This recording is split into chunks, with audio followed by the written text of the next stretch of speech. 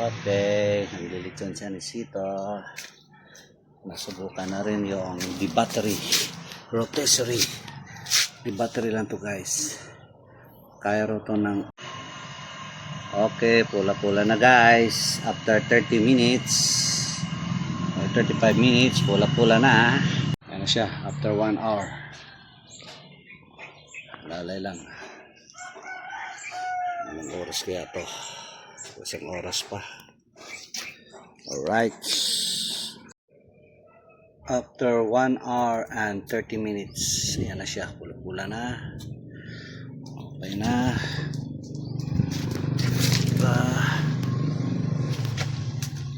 Ito na siya, after 3 hours. Hindi pa rin siya crispy. Hindi ko alam nangyari. Ito, nakumpisa na mag-chicharon.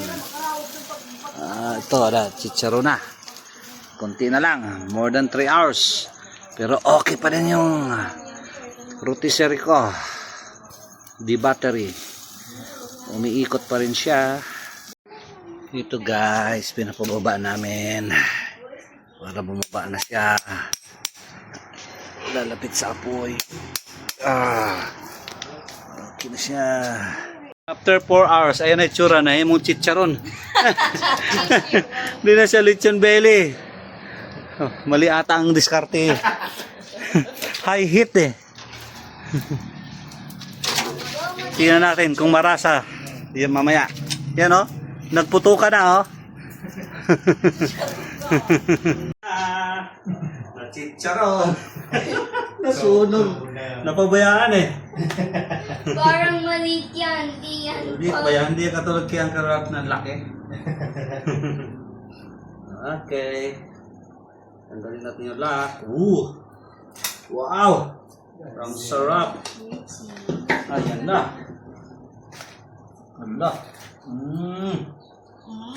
Sarap. Breakfast. Sound check. Sound check. Oh. Sauce.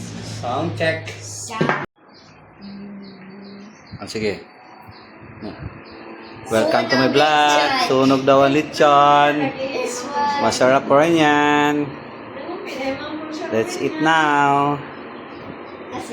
At saka lomo.